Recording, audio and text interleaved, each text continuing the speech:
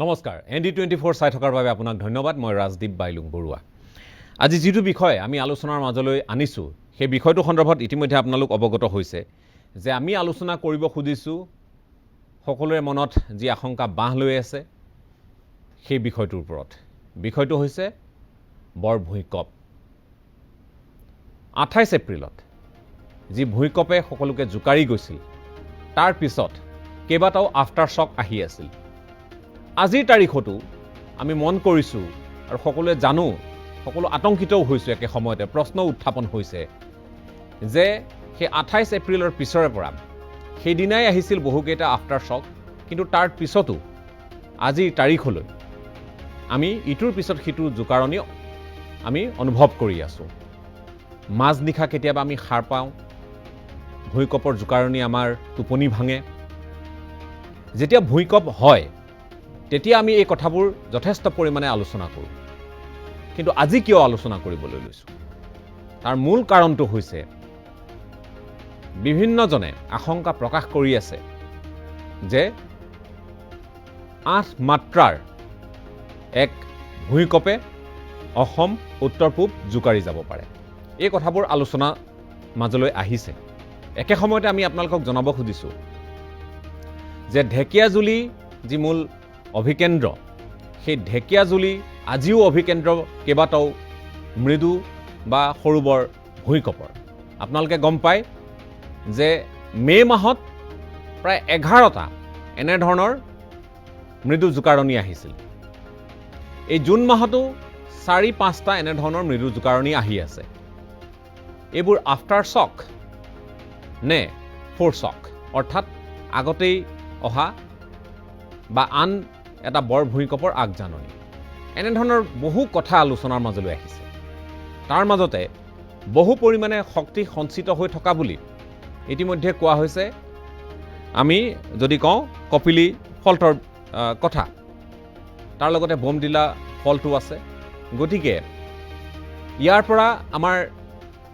স্বাভাৱিকতে যদি জুকাৰণি আহে বিপদ আহিব যদিহে এনে ধৰণৰ ভূমিকম্পে বিৰাট প্ৰাবল্যৰ সৃষ্টি কৰে স্বাভাৱিকতে জোন 5ত এই অন্যতম অঞ্চল অসম উত্তৰ পূৰ্বাঞ্চলৰ ক্ষতি হোৱাটো স্বাভাৱিক কিন্তু কি মাত্ৰাত ক্ষয়ক্ষতি হ'ব পাৰে আমি তাৰ বাবে প্ৰস্তুত নে ভূমিকম্পৰ আগজাননী আমি দিব পাৰো বা দিব নোৱাৰো বিজ্ঞানীসকলে তেওঁলোকে ভৱিষ্যতবাণী কৰিব পাৰে বা নোৱাৰে সেইটো পিছৰ কথা কিন্তু সম্ভাৱ্য যি ক্ষয়ক্ষতি সেয়া আমি কিদৰে প্ৰতিৰোধ কৰিব পাৰিম যদি আমি এনে ধৰণৰ বিপদৰ কাৰণে সাজু হৈ নাথাকো তাৰ পিছত আৰু আলোচনা কৰি কোনো পাৰ নাপাম আমি কাৰণ আলোচনা কৰিবলৈ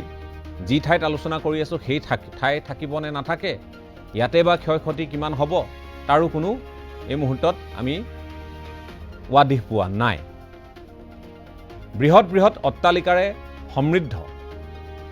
গুৱাহাটী মহানগৰীৰ কি হ'ব আন আন চহৰ নগৰসমূহৰ যি সুউচ্চ অট্টালিকাসমূহ আছে সেইসমূহ কিমান নিৰাপদ ফ্লেটত বা এনে সুউচ্চ অট্টালিকাত এপাৰ্টমেণ্টত বসবাস কৰা নাগৰিকসকল কিমান নিৰাপদ এই বিষয় সন্দৰ্ভত আমি আজি আলোচনা কৰিব খুজিছো আমাৰ সৈতে আজি কেইবাগৰাকীও বিশেষজ্ঞ ব্যক্তি আছে তাৰ মাজত অন্যতম এগৰাকী জ্যেষ্ঠ বিজ্ঞানী ৰঞ্জু দুৱাৰা ডাঙৰীয়া আমাৰ সৈতে সংযুক্ত হৈ আছে যোৰহাটৰ পৰা মই আপোনাক স্বাগতম জনাইছো এগৰাকী ভূমিকম্প বিশেষজ্ঞ তেওঁ লগতে আমাৰ মাজত উপস্থিত আছে গুৱাহাটী বিশ্ববিদ্যালয়ৰ ভূতত্ত্ব বিভাগৰ অধ্যাপক ডক্টৰ ভাগৱত প্ৰাণ দুৱাৰা মই আপোনাকো স্বাগতম জনাইছো আমাৰ মাজত GMDৰ জ্যেষ্ঠ কাৰিকৰী উপদেষ্টা তথা এগৰাকী অভিজ্ঞ ব্যক্তি জ্যেষ্ঠ অভিযন্তা জেন খাটনিয়া ডাঙৰীয়া উপস্থিত আছে মই আপোনাকো স্বাগতম জনাইছো অসম সন্তান এগৰাকী ভূমিকম্প বিজ্ঞানী ৰঞ্জিত দাস ডক্টৰ ৰঞ্জিত দাস আমাৰ সৈতে সংযুক্ত হৈ আছে মই যেহেতু তেখেতে সান্তিয়াগোত থাকে আমাৰ সৈতে সংযুক্ত হৈছে মই আপোনাকো স্বাগতম জনাইছো আমাৰ সৈতে AECৰ অধ্যাপক ডক্টৰ জয়ন্ত পাঠক ডাঙৰীয়া যদি সংযুক্ত হৈছে মই তেখেতকো স্বাগতম জনাইছো প্ৰথম আমি এই বিষয়টো আলোচনা কৰিব খুজিছো পাতনি মেলিব খুজিছো এগৰাকী জ্যেষ্ঠ বিজ্ঞানী আমাৰ সৈতে সংযুক্ত হৈ আছে এগৰাকী ভূমিকম্প বিশেষজ্ঞ দীৰ্ঘ সময় ধৰি যিহেতু NHCৰ অধীনত যেতিয়া এই ভূমিকম্পৰ সন্দৰ্ভত গৱেষণা চলি আছিল এটা প্ৰজেক্টৰ অধীনত মূল ব্যক্তি হিচাপে চিহ্নিত ডক্টৰ ৰঞ্জু দুৱৰা ডাঙৰীয়া আমাৰ সৈতে আছে মই আপোনাৰ কাষলৈ আহিছোঁ যে এই যিটো বিষয় আমি আজি আলোচনা কৰিবলৈ লৈছোঁ স্বাভাৱিকতে আমাক সকলোকে উদ্বিগ্ন কৰি ৰাখিছে যে কি পৰিৱেশ পৰিস্থিতিৰ আমি সন্মুখীন হ'বলৈ গৈ আছোঁ প্ৰি শ্বক আফটাৰ শ্বক এনেধৰণৰ বহু কথা হৈ আছে কেইবাটাও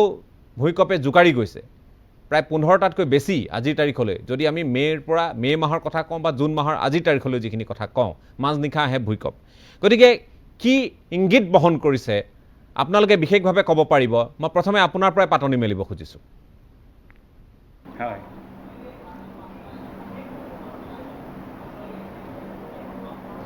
আমাৰ উত্তৰ পূব ভাৰত ভূমিকম্প প্ৰৱণ আৰু ইয়াৰ কাৰণ হৈছে আমাৰ অঞ্চলটো দুখন প্লেটৰ মাজত অৱস্থিত আৰু এই প্লেটৰ হেঁচাৰ কাৰণে সঘনাই আমি ভূমিকম্পবোৰ হোৱা দেখা পাওঁ বা পাই আহিছোঁ ক'বলৈ গ'লে বৰ ভূমিকম্প আপোনাৰ 1897ত যিটো হৈছিল বৰ ভূমিকম্প তাৰপিছত 1950 এনেধৰণে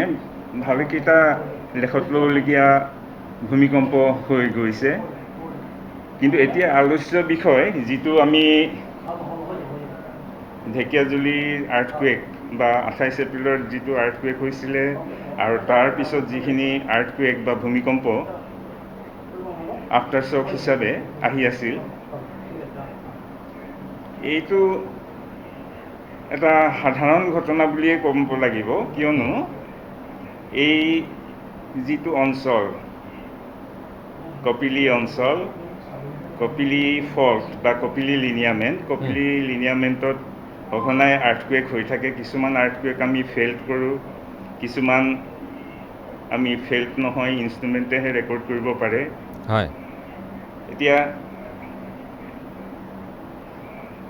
এই অঞ্চলটোত আৰ্থকুৱেক সঘনাই হৈ থাকে আমি ৰেকৰ্ড কৰি আহিছোঁ আৰু যদি আমি দেখুৱাব পৰা হ'ব নেকি বাৰু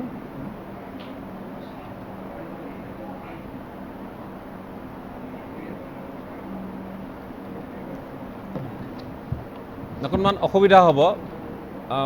আমি পৰৱৰ্তী সময়ত দেখুৱাবলৈ যত্ন কৰিম হয় হয় ঠিক আছে আৰু এই অঞ্চলটোত যিখিনি আৰ্থকুৱেক হৈ আছে আৰ্থকুৱেকখিনি প্ৰায় হৈ থাকে সঘনাই হৈ থাকে এইটো বেছি ডাঙৰ কথা নহয় বা ভয় খাবলগীয়া কথা নহয় বুলিয়ে ভাবোঁ হয় হয় যিখিনি আলোচনা চলি আছে এইকেইটা দিনত কপিলী ফল্টৰ কথাটো যিটো ওলাই আছে প্ৰচুৰ পৰিমাণে তাত শক্তি সঞ্চিত হৈ থকাৰ কথা কোৱা হৈছে সেইকাৰণে আমি কথাখিনি অকণমান সকলো চিন্তিত হৈছোঁ বিষয়টোক লৈ হয় শক্তি সঞ্চিত হৈ আছে কিমান শক্তি সঞ্চিত হৈছে কিমান শক্তি ৰিলিজ হৈছে এনাৰ্জি বাজেটটো আমি নাজানো কপিলীৰ এনাৰ্জি বাজেটটো আমি নাজানো কিমান শক্তি সঞ্চিত হৈছে কিমান ৰিলিজ হৈছে সেইটো আমি নাজানো কিন্তু ধৰক কপিলীতে যে ডাঙৰ ভূমিকম্প এটা হ'ব বৰ ডাঙৰ ভূমিকম্প এটা হ'ব এই অনতিপলমে বা এই কেইদিনতে সেইটো বুজি পাইছোঁ আমি কোনেও ক'ব নোৱাৰে হয় কিন্তু কথাটো হ'ল যে এই ভূমিকম্পৰ আমি এটা কথা ক'ব পাৰোঁ যে ভূমিকম্পৰ আমি ভৱিষ্যতবাণী হয়তো আমি কৰিব নোৱাৰোঁ কোনোবাই দুই এটা মাজতে বিশেষভাৱে আমি দেখিলোঁ দুই এটা পৰ্টেলে এনেধৰণৰ কথা বিদেশী পৰ্টেলে এই ধৰণৰ এটা সম্ভাৱনীয়তাৰ কথা কৈ আহিছিল আৰু পিছত তেওঁলোকে বিষয়টো যেতিয়া ভূমিকম্প 28 এপ্ৰিলত হৈছিল তাৰপিছত তেওঁলোকে এই বিষয়টোৰ কৃতিত্ব ল'বলৈও তেওঁলোকে যত্ন কৰিছিল গতিকে তেওঁলোকৰ ভৱিষ্যতবাণী সত্য প্ৰমাণিত হ'ল এনেধৰণৰ কথা বতৰাৰ মাজেৰে এতিয়া কথাটো হৈছে এই গোটেই বিষয়টোত আমি মন কৰিছোঁ যে আমি ভূমিকম্প প্ৰৱণ অঞ্চল এইটো সকলোৱে জানে জ'ন 5ত আমি আছোঁ গতিকে আমাৰ কিন্তু প্ৰস্তুতি যদিহে ক্ষয় ক্ষতি হয় আমাৰ কিন্তু প্ৰস্তুতি একেবাৰে নাই ভূমিকম্পৰ প্ৰস্তুতি একেবাৰে নাই এতিয়া ধৰক ভূমিকম্প এটা আহিব বুলি ক'লে সেইটো ভৱিষ্যতবাণী নহয় সেইটো সাৱধানতাবাণীহে নৰ্থ ইষ্টত আমাৰ ৰিজিয়নটোত ডাঙৰ ভূমিকম্প হৈছে আৰু ডাঙৰ ভূমিকম্প হোৱাৰ সম্ভাৱনা যথেষ্ট আছে কিন্তু সেইটো আমি ভৱিষ্যতবাণী বুলি ক'লে নহ'ব সেইটো এটা সাৱধানতা সেই ধৰণৰ আমি সাৱধানতা অৱলম্বন কৰিব লাগিব আমাৰ যিমানখিনি ধৰক কনষ্ট্ৰাকশ্যনৰ পৰা আৰম্ভ কৰি ডেভেলপমেণ্ট ৱৰ্ক সকলোতে আমি সাৱধানতা অৱলম্বন কৰিব লাগিব আৰু বৰ্তমানে ভূমিকম্পৰ আগজাননী দিয়াতকৈ হেজাৰ্ড বা বিপদ বা ৰিস্ক এছেছমেণ্টহে কৰা হয় ধৰক ডাঙৰ ভূমিকম্প এটা যদি পুনৰ আকৌ হয় 1950 বা 1897ত হোৱা নিচিনা আৰ্থকুৱেক এটা যদি পুনৰ আকৌ ৰেকাৰ হয় তেতিয়াহ'লে কিমান মানুহৰ ধন জন ক্ষয় ক্ষতি হ'ব তাৰ হিচাপটো আমি আগতীয়াকৈ উলিয়াব পাৰোঁ বা সেইটোহে বেছি দৰকাৰ কিয়নো ভূমিকম্পটো যদি কোনোবাই মানে হেৰি কৰে আগজাননী দিয়ে বা সত্যও হয় আগজাননী কিন্তু সেইমতে যদি আমাৰ প্ৰিপেয়াৰ্ডনেছ নাথাকে আমি যদি সাৱধানতা অৱলম্বন নকৰোঁ তেতিয়া একো লাভ নহ'ব এতিয়া মেইন কথা হ'ল আমি কি ধৰণে প্ৰিপেয়াৰ্ড ডাঙৰ এটা ভূমিকম্প বা হেজাৰ্ড বা বিপদৰ সন্মুখীন হ'বলৈ আহিবই ভূমিকম্প অহাটোতো আহিবই কিন্তু আহিবই ডাঙৰ ভূমিকম্প আহিবই এতিয়া আমাৰ অৱস্থিতিটো তেনেকুৱা আমাৰ যিটো জিঅ'গ্ৰাফিক জিঅ'লজিকেল আমাৰ লোকেশ্যন বা ষ্ট্ৰাকচাৰ যিটো আছে সেইটো কাৰণে আমি ডাঙৰ ভূমিকম্প নুই কৰিব নোৱাৰোঁ বুজি পাইছোঁ নুই কৰিব নোৱাৰোঁ আমি একেবাৰে হয় ঠিক আছে মই আকৌ আপোনাৰ কাষলৈ আহিম কিন্তু কেতিয়া আহিব সেই সময় নিৰ্ধাৰিত নহয় কেনেকৈ আহিব সেয়া নিৰ্ধাৰিত নহয় কিন্তু আহিব অহাৰ সম্ভাৱনীয়তা বা আশংকা এটা আছে আৰু আমি তাৰ পৰা মুক্ত নহয় এই আশংকাৰ পৰা আমি মুক্ত নহয় গতিকে আমি এতিয়া এটাই কাম কৰিব পাৰোঁ যে আমি প্ৰস্তুতি চলাব লাগিব যে এনেধৰণৰ বৰ ভূমিকম্প যদি হয় আমি কেনেধৰণে আমি সুৰক্ষা ব্যৱস্থাটো আমি গঢ়ি তুলিম প্ৰতিৰক্ষামূলক কি ব্যৱস্থা থাকিব এইখিনি কথা নিশ্চয় আজি আলোচ্য বিষয় আমাৰ আমি সেইকাৰণেই যদিওবা ইয়াত বিশেষজ্ঞসকল আছে আমি তাৰ মাজতে অভিযন্তাও আমাৰ মাজত আছে তেওঁলোকেও ক'ব গোটেই কথাখিনি মই ডক্টৰ ভগৱতপ্ৰাণ দুৱৰা মই আপোনাৰ কাষলৈ আহিছোঁ এই বিষয়টোত আমি কৈছোঁৱে যে এই কথাবোৰ সাংঘাতিক ধৰণে চৰ্চাৰ মাজত আছে আজি আপুনি মন কৰিছে নিশ্চয় যে যেতিয়াই এই মাজনিশা জোকাৰি থৈ যায় যেতিয়াই মানুহ টোপনিৰ পৰা সাৰ পায় আৰু চৌদিশে হোৱা দোৱা লাগে কাৰণ 28 এপ্ৰিলৰ সেই ভূমিকম্পৰ পিছৰ পৰা সকলোৰে মনত আশংকা ঘনীভূত হৈ আছে আৰু আফটাৰ শ্বক আমি দেখি আহিছোঁ ইটোৰ পিছত সিটো আফটাৰ শ্বক আমি দেখিছোঁ গতিকে এই যিবিলাক এতিয়া যি জোকাৰণিবোৰ হৈ আছে বহুতৰ মনত প্ৰশ্ন তেখেতে অৱশ্যে এইটো একেবাৰে নৎসাত কৰা নাই যদিও তেখেতে গ্ৰহণো কৰিব খোজা নাই বিষয়টো মোৰ বোধেৰে কথাটো হ'ল যে আমি এইখিনি প্ৰি শ্বক বুলি ক'ব পাৰোঁ নেকি আগতীয়াকৈ এনেধৰণৰ এটা আশংকাৰে এটা বাৰ্তা বুলি ক'ব পাৰোঁ নেকি কাৰণ অঞ্চলটো একেটা অঞ্চলৰ অভিকেন্দ্ৰ একেটাই প্ৰায় ওচৰ পাজৰে গোটেই কথাবোৰ হৈ আছে দুটা কথা আছে যে এটা যদি আৰ্থকুৱেক হৈ গ'ল ডাঙৰ আৰ্থকুৱেক এটা তাৰপিছত এই ক্ৰাষ্টৰ যিটো ডিছপ্লেচমেণ্ট হ'ব ৰাপচাৰ হোৱাৰ পিছত সিহঁতৰ মানে এডজাষ্টমেণ্টৰ কাৰণে সৰু আৰ্থকুৱেক হৈ থাকে সেইবিলাকৰ মেগনিচিউডবিলাক সাধাৰণতে সৰু হৈ গৈ থাকে আৰু আৰ্থকুৱেকটো কিমান ডাঙৰ মেগনিচিউডৰ অৰিজিনেল আৰ্থকুৱেকটো আছিল সেইটোৰ ওপৰত ডিপেণ্ড কৰি আচলতে হয় এতিয়া আমি ইমান দীঘলীয়াকৈ আচলতে দেখিছোঁ মানে দীঘলীয়া সময়ৰ কাৰণে যে ভূমিকম্পবিলাক হৈ আছে গতিকে সেইবিলাক মানে আফটাৰ শ্বক হয়নে নহয় সেইটো এটা মানে এইটো ইণ্ডিপেণ্ডেণ্ট মানে আৰ্থকুৱেক সেইটো এটা চিন্তা কৰিবলগীয়া কথা আছে আৰু যিটো আপুনি কৈছে যে এইটো মানে এটা ফ'ৰশ্বক নেকি মানে এটা ডাঙৰ আৰ্থকুৱেক অহাৰ আগজাননী নেকি যদি তেনেকুৱা ধৰণৰ হ'বলৈ হয় তাৰো এটা আচলতে অলপ পেটাৰ্ণ এটা থাকে ক'বলৈ কিন্তু সেইটো বৰ সহজ নহয় আৰু যদি আমি দেখোঁ যে কপিলি ফল্টৰ কথা আমি যিটো কৈ আছোঁ যে কপিলি ফল্টত এতিয়ালৈকে আমি 8 মেগনিচিউড বা তেনেকুৱা ডাঙৰ আৰ্থকুৱেক হোৱা আমি আগত আমাৰ উদাহৰণ আমি পোৱা নাই আৰু এটা ডাঙৰ মেগনিচিউডৰ আৰ্থকুৱেক হ'ব লাগিলে যিটো আপোনাৰ মানে ফেইলাৰ হ'ব লাগিব বা ৰাপচাৰ লেংথ হ'ব লাগিব সেইটো যথেষ্টখিনি আচলতে ডাঙৰ হয় আৰু তাৰ লগত আৰু এটা কম্পনেণ্ট থাকে যে শ্লিপ কম্পনেণ্টটো আৰু আমি সাধাৰণতে দেখা পাওঁ যে থ্ৰাষ্ট ফল্ট যদি হয় তেতিয়াহ'লে আচলতে ডাঙৰ ভূমিকম্প হয় ফল্টৰো বেলেগ পেটাৰ্ণ আছে এতিয়া আমি যদি সেইফালৰ পৰা যদি চাওঁ যে কপিলিত আচলতে খুব ডাঙৰ আৰ্থকুৱেক অহাৰ সম্ভাৱনা আচলতে নাই কিন্তু আমি এটা সময়ত যদি আমাৰ যিটো প্লেট মুভমেণ্টটো চাওঁ সেইটো আচলতে ডাইৰেক্টলি চিছমলজি ফালৰ পৰা কৰা নহয় এইটো হৈছে জিঅ'ডেচি বুলি কওঁ মানে আৰ্থৰ ক্ৰাষ্টটোৰ যিটো শ্বেপ আৰু প্লেটৰ যিটো মুভমেণ্ট সেইকাৰণে যিটো ডিফৰ্মেশ্যন হয় সেইটোৰ আচলতে এটা ৰিফ্লেকশ্যন পোৱা যায় যে প্লেটখন যদি মুভমেণ্ট কৰি আছে তাক আগতে আমি ট্ৰেংগুলেশ্যন ডাটা লৈ পেলাই আমি জিঅ'গ্ৰাফিৰ যিটো মেপ বনোৱা ছিষ্টেম সেইটোৰ পৰা জানিব পাৰি আৰু আজিকালি আটাইতকৈ সহজ হৈছে কি যে GPS লৈ পেলাই এইটো আপোনাৰ এনেকুৱা ধৰণৰ জিঅ'ডেচিক মানে এইটো GPS বুলি কোৱা যায় সেইবিলাকৰ পৰা মানে খুব একুৰেচি মানে সাব-মিলিমিটাৰ লেভেল যদি মুভমেণ্ট আমি আচলতে ক্ৰাষ্টাৰ ওলাব পাৰোঁ সেইবিলাকৰ পৰা যদি যিবিলাক এতিয়ালৈকে যিমানখিনি ষ্টাডি হৈছে বহুত কৰিবলগীয়া বহুত আছে কিন্তু এতিয়ালৈকে যিখিনি আমি ইণ্ডিয়াত বা ইণ্ডিয়ান ছাবকণ্টিনেণ্টৰ লগত কৰা হৈছে সেই পৰা দেখা যায় যে আমাৰ নৰ্থ ইষ্ট ইণ্ডিয়াৰ যিটো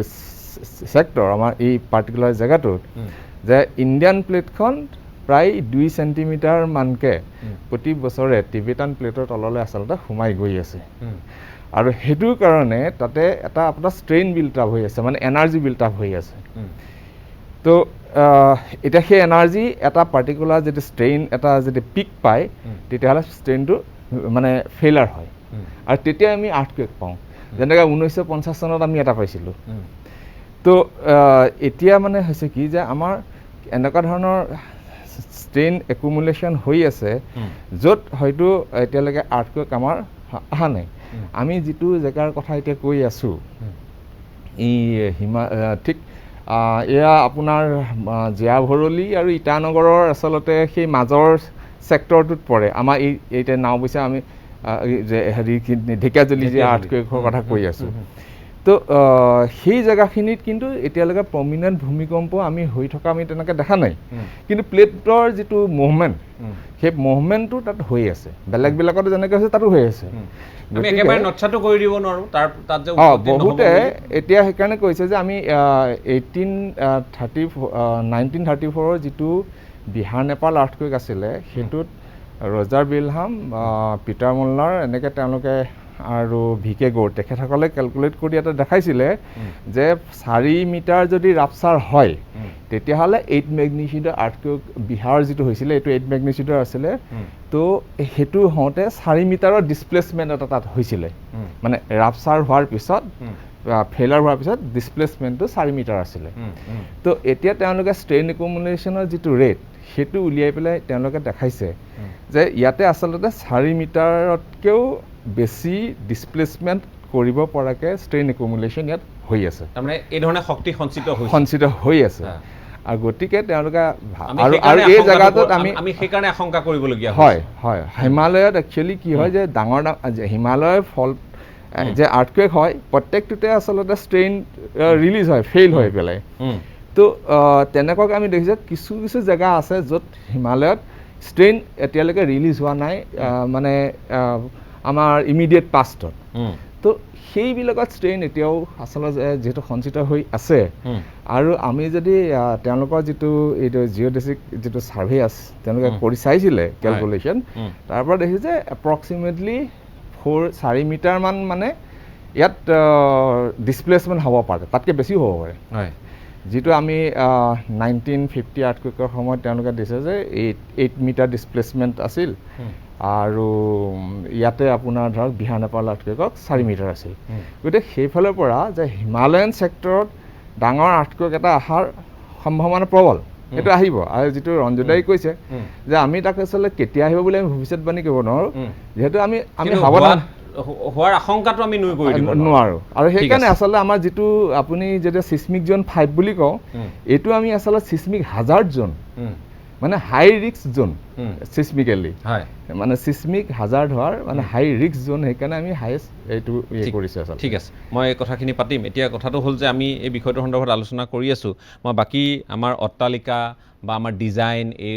সন্দৰ্ভত আৰু আমি ল'বলগীয়া সাৱধানতা সন্দৰ্ভত আমি কথা পাতিম আমাৰ সৈতে যিহেতু ডক্টৰ জয়ন্ত পাঠক ডাঙৰীয়া আছে কিন্তু মই এগৰাকী আমাৰ সৈতে প্ৰবাসী আমাৰ যিহেতু ভূমিকম্প বিজ্ঞানী সংযুক্ত হৈ আছে ৰঞ্জিত দাস, ডক্টৰ ৰঞ্জিত দাস। মই আপোনাৰ কাষলৈ আহিব খুজিছোঁ। আপুনি প্ৰথমবাৰলৈ বিশেষকৈ অসমৰ টেলিভিশ্যন মাধ্যমত আপুনি এই কথাখিনি আপুনি আজি ব্যক্ত কৰিব। আপুনি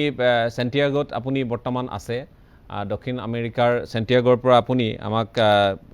পূৰ্বেও যোগাযোগ হৈছিল। আপুনি এই বিষয়টোৰ সন্দৰ্ভত যেতিয়া আলোচনা হ'ব বুলি কৈছিল, আপুনি কৈছিল যে মই অংশগ্ৰহণ কৰিবলৈ পালে সুখী হ'ম। গতিকে মই আপোনাৰ কাষলৈ আহিছোঁ। এই গোটেই কথাবোৰ যিবোৰ আলোচনা চলি আছে, আশংকা বিপদ এইবোৰৰ কথা আমি পাতি আছোঁ, আপোনাৰ মতে কি হ'বলৈ গৈ আছে বা কি ধৰণে আমি কথাবোৰ ভাবিব লাগিব? অকণমান ভলিউমটো কম কৰি ল'ব।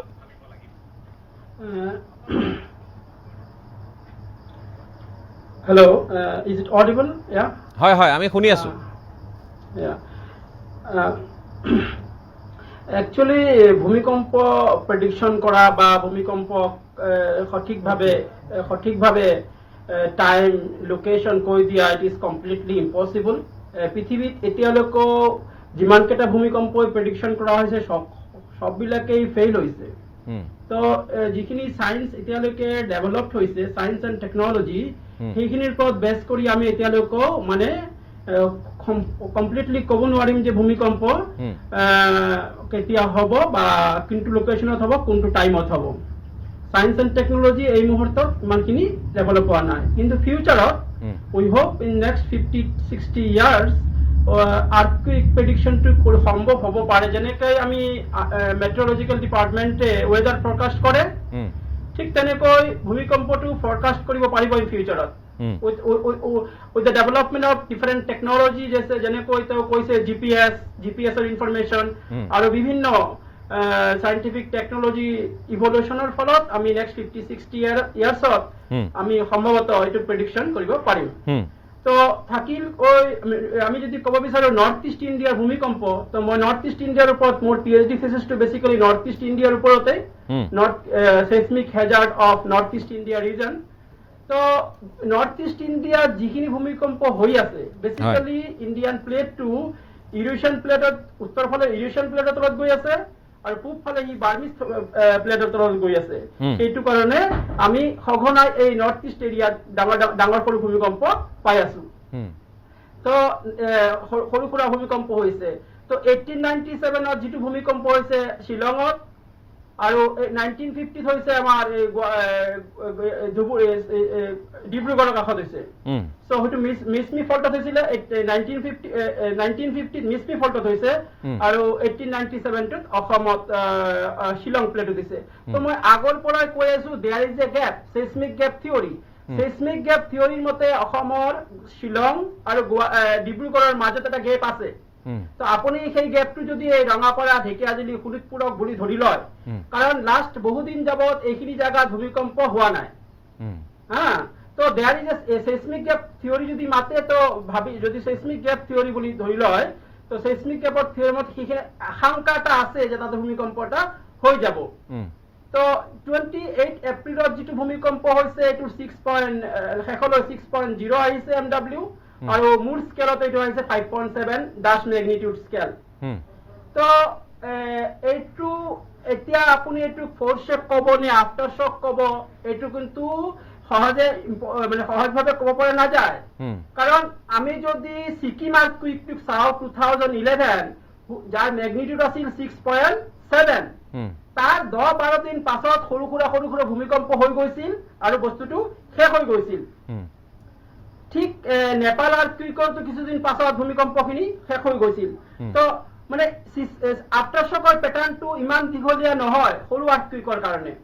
যদি আমি 6.0 আৰ্থকুইকৰ মেইন শ্বক বুলি ধৰো,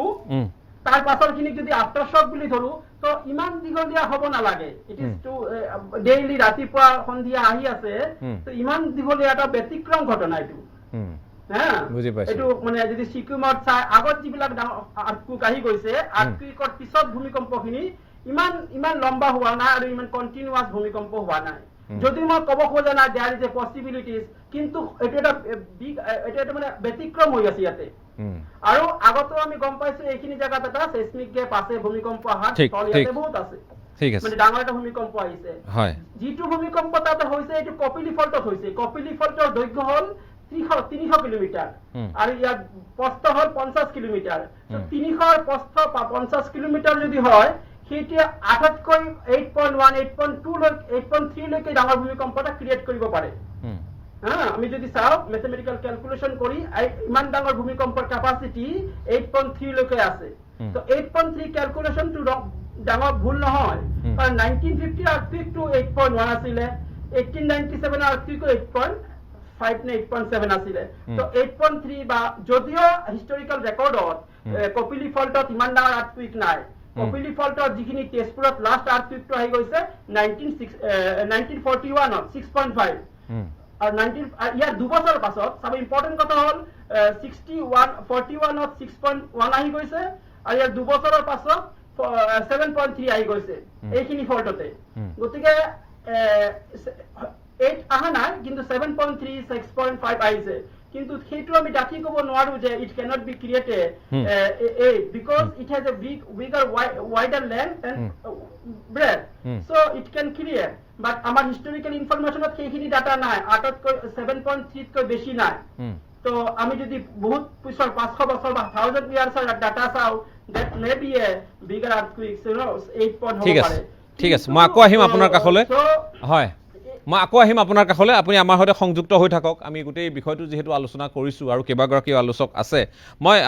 আহিব খুজিছোঁ জেন খাটনিয়াৰ ডাঙৰীয়া আপোনাৰ কাষলৈ এতিয়া কথাটো হ'ল যে তেখেতেও কৈছে একেবাৰে নুই কৰা নাই আৰু ইতিহাসে কয় যে 7.3 সৰ্বাধিক মাত্ৰাৰ আমাৰ ভূমিকম্প এই কপিলি ফল্টত হৈছিল আৰু কেৱল কপিলি ফল্টৰ কথাই নহয় ইয়াত আমাৰ যেহেতু এই গোটেই অঞ্চলটোৱে ভূমিকম্প প্ৰৱণ এটা অঞ্চল আৰু গতিকে ইয়াত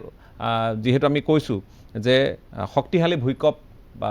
ডাঙৰ জোকাৰণি ইয়াত হ'ব পাৰে আৰু সেই অনুসৰি আমাৰ কথাটো হ'ল আমি কিয় আজি বহিছোঁ আমি আপোনালোক অভিজ্ঞ ব্যক্তিসকলক কিয় আজি আমি আমন্ত্ৰণ জনাইছিলোঁ মূল উদ্দেশ্য এটাই আমি মন কৰিছোঁ যেতিয়া ভূমিকম্প হয় 2-3 দিন সকলোতে সৰ্বত্ৰ আলোচনা সংবাদ পত্ৰৰ শিৰোনাম দখল কৰে টেলিভিছনতো টক শ্ব' হয় বিভিন্ন ধৰণৰ ডিবেট হয় ইত্যাদি হয় কিন্তু কথাটো হ'ল যে এই প্ৰথমে কথাটো হ'ল যে আমি বেকগ্ৰাউণ্ডটো অকণমান জানি ল'ব লাগিব যিখিনি কথা ইতিমধ্যে আমাৰ অভিজ্ঞ ভূতত্ত্ববিদসকলে ভূবিজ্ঞানীসকলে ইতিমধ্যে কথাবোৰ কৈছে একে সময়তে আমি আৰু কেইটামান দিশ মন কৰিব লাগিব যে আমি আজি তাৰিখৰ পৰা বুলি নহয় 28 এপ্ৰিলৰ পিছৰ পৰাই তাৰ পূৰ্বৰে পৰাই দৰাচলতে হ'ব লাগে আমি ইয়াত যিসমূহ আমাৰ গাঁথনি থাকে আমাৰ ভৱন থাকে আমাৰ অট্টালিকা থাকে আমাৰ এপাৰ্টমেণ্ট থাকে আমাৰ স্কুল আমাৰ হাস্পতাল এই সকলোতে আমি যেহেতু ইম্পেক্ট এছেছমেণ্ট এটা আমাৰ হ'ব লাগে যিটো আমাৰ হোৱা নাই আমি ক'ত ৰৈ গৈছোঁ কিয় ৰৈ গৈছোঁ এই কথাবোৰ কিয় আমি চিন্তা চৰ্চাৰ মাজলৈ আমি কিয় নানো সমস্যাটো ক'ত যেন আপোনাৰ অনুভৱ হৈছে নহয় এইখিনি চিন্তা চৰ্চা নোহোৱা নহয় বহুত চিন্তা চৰ্চা হৈ আছে আসাম ইঞ্জিনিয়াৰিং কলেজৰ পৰা কৰি আছে IIT বহুত ইনভলভ আছে কিন্তু কথা হ'ল কি এই কথাখিনি যেহেতু ভূমিকম্পলৈ আলোচনা কৰিছোঁ মই অকণমান ৰাইজে বুজাকে বেকগ্ৰাউণ্ডটো ক'ব খুজিছোঁ ভূমিকম্পৰ বিষয়ে আপুনি চাওক আজিও সন্ধিয়া ভীষণ বৰষুণ এজাক গৈছে ধুমুহা বৰষুণ গতিকে আমি আকাশত যেতিয়া কলা ডাৱৰ দেখোঁ আমি আগতীয়াকৈ গম পাওঁ বৰষুণ আহিব ধুমুহা আহিব গতিকে আমি প্ৰিপেয়াৰ হ'ব পাৰোঁ টু ফেচ দিছ নেচাৰেল কেলামিটিজ কিন্তু ভূমিকম্প এনেকুৱা এটা প্ৰাকৃতিক দুৰ্যোগ যাৰ কোনো আগজাননী নাই কোনো প্ৰেডিকশ্যন এতিয়ালৈকে কৰিব পৰা টেকন'লজি ওলোৱা নাই আৰু আমি ছায়েন্সত বহুত ডেভেলপ কৰিছোঁ এনেকুৱাও নহয় যে ভূমিকম্প প্ৰৱণ অঞ্চলত আমি বাস কৰোঁ যে ভূমিকম্পৰ হেৰিটো আপোনাৰ লেভেলটো আমি অলপ কণ্ট্ৰল কৰিব পাৰোঁ বা বোলে কোনোবা ফালে ডাইভাৰ্ট কৰি দিব পাৰোঁ তেনেকুৱা কোনো টেকন'লজি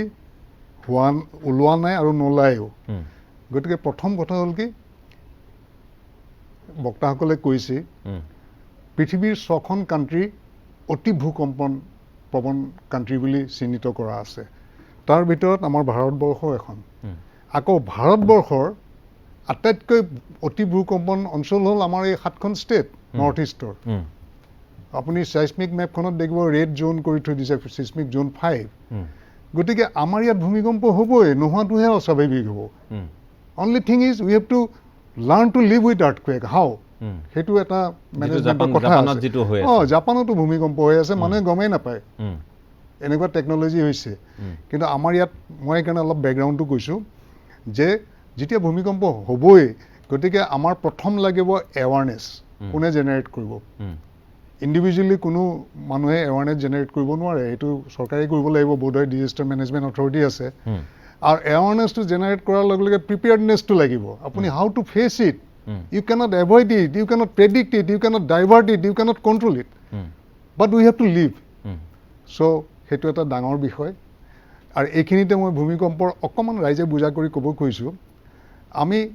যিকোনো এটা কনষ্ট্ৰাকশ্যন কৰিলে আমাৰ মেইনলি বাসস্থান বা ঘৰটোহে ভাঙি পৰে, পৰি মানুহগাল মৰে, ভূমিকম্প ছেকেণ্ডমান থাকে।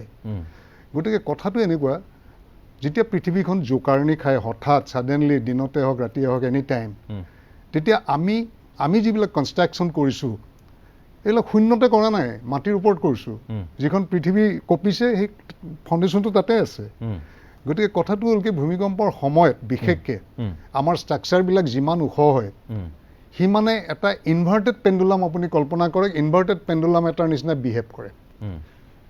ফাউণ্ডেশ্যনত পৃথিৱীত লাগি আছে, it behaves like as inverted pendulum. যিমানে বেছি ওখ হয় সিমানে তাৰ ডিফ্লেকশ্যন বেছি হয়, কিন্তু লিমিট থাকিব লাগিব, একেবাৰে ডিফ্লেক্ট হৈ পৰি গ'লেতো শেষেই। গতিকে it behaves like an inverted pendulum. গতিকে এই যিটো ষ্ট্ৰেছ আহি যায় বিল্ডিংটোৰ ওপৰত ছাডেনলি, এজন মানুহ খোজকাঢ়ি গৈ থাকিলে বা আপুনি থিয় হৈ থাকিলে আপোনাক অকণমানকৈ ধাক্কা মাৰি দিলে আপুনি অলপ ফিল কৰিব। Same thing happens to building also'. যিমানে ওখ হয় সিমানে ডিফ্লেকশ্যন বেছি হয়। গতিকে ইয়াত কিছুমান ইঞ্জিনিয়াৰিং টাৰ্মছ আছে, বিশেষকৈ নৰ্থ ইষ্টাৰ্ণ ৰিজনৰ গোটেইকেইখন ষ্টেটতে এই টাৰ্মছটো applicable. That is earthquake resistance structure. Earthquake proof নহয়, you cannot make earthquake proof, but we have to the structure should resist that impact. বুজি পাইছোঁ। গতিকে that আমাৰ জয়ন্ত পাঠকে ভালকৈ ক'ব পাৰিব আৰ্থকুৱেক ৰেজিষ্টেঞ্চ ষ্ট্ৰাকচাৰ। তাৰমানে আৰ্থকুৱেকটো আহিবই, ৰেজিষ্টেঞ্চ মানে এইটো নহয় যে আপোনাৰ একো নহ'ব। আৰ্থকুৱেক এটা ইম্পেক্ট এটা হ'লে আপোনাক যেনেকৈ চুই দিলে ঠেলা মাৰি দিলে দুখ পাব, তেনেকৈ বিল্ডিংটোৱে দুখ পাব। তাত বিল্ডিঙত দুটা কম্পনেণ্ট থাকে মেইনলি, এটা হ'ল ষ্ট্ৰাকচাৰেল মেম্বাৰ, এটা হ'ল নন ষ্ট্ৰাকচাৰেল মেম্বাৰ। ষ্ট্ৰাকচাৰেল মেম্বাৰটো হ'ল আপোনাৰ ফাউণ্ডেশ্যনটো ফাৰ্ষ্ট, টাই বিমখিনি আছে, গোটেই পোষ্টবিলাক আছে, ষ্ট্ৰাকচাৰেল য'ত ষ্টীল আৰু চিমেণ্ট কংক্ৰিট ইউজ হয়, ফ্ল'ৰ বিমবিলাক আছে, ফ্ল'ৰ ছেটবিলাক আছে, brick work, interior decoration, fall ceiling আপুনি পাহৰি যাওক, it's a naked frame structure. সেইটো হ'ল আমি ষ্ট্ৰাকচাৰেল মেম্বাৰ বুলি কওঁ। তাৰপিছত আপুনিতো উদং ৱাল চল নোহোৱাকৈ থাকিব নোৱাৰে। তাৰপিছত আমি নন ষ্ট্ৰাকচাৰেল মেম্বাৰবিলাক এড কৰোঁ, যেনে ব্ৰিক ৱাল, WAC ব্লক দিও কৰোঁ, কিবা কিবি বহুত কৰোঁ, ভিতৰত ইণ্টেৰিয়ৰ কৰোঁ, গ্লাছ লগাওঁ, গোটেই বিল্ডিঙৰ আগফালে গ্লেজিং কৰি দিওঁ। তাৰো বহুত স্পেচিফিকেশ্যন আছে, আমি কিমান ফ'ল' কৰিছোঁ মোৰ ডাউট আছে। ফল চিলিং লগাওঁ, যিটো আজি কিছুদিন এপ্ৰিলৰ ফল চিলিং পৰি গৈছে, পানী টেংকি বাৰ্ষ্ট হৈছে। গতিকে এই গোটেই ষ্ট্ৰাকচাৰেল মেম্বাৰখিনি আৰু নন ষ্ট্ৰাকচাৰেল মেম্বাৰখিনি লৈয়েই এটা বিল্ডিং গঢ় দিয়া হয়। আপুনি যিমানে ৰং চং নকৰক, যি নকৰক, ভূমিকম্পৰ প্ৰতিৰোধকাৰী আট্টালিকাৰ মেইন ফিলচফিটোৱে হ'ল ঘৰটো জোকাৰিব, ঘৰটোক জোকাৰিব দিব লাগিব। ডক্টৰ জয়ন্ত পাঠকে ভালকৈ ক'ব পাৰিব। ডিজাইন কৰোঁতে আমি এই লোডখিনি ল'ব লাগে। মই কৈছোঁ আপোনাক, শেষ কৰি লওঁ। ডিজাইন কৰোঁতে আমি এই লোডখিনি ল'ব লাগিব। তাতে মেইন ফিলচফিটো হ'ল আপোনাৰ বিল্ডিংটোত এই নন ষ্ট্ৰাকচাৰেল মেম্বাৰত ক্ৰেক ওলোৱা, ৱালখন হয়তো ভাঙি পৰিও যাব পাৰে, ইম্পেক্ট এটা হৈছেতো, সি তাৰমানে আপোনাৰ মেইন ফ্ৰেমটো ইনটেক্ট থাকিব লাগিব এট এনি কষ্ট।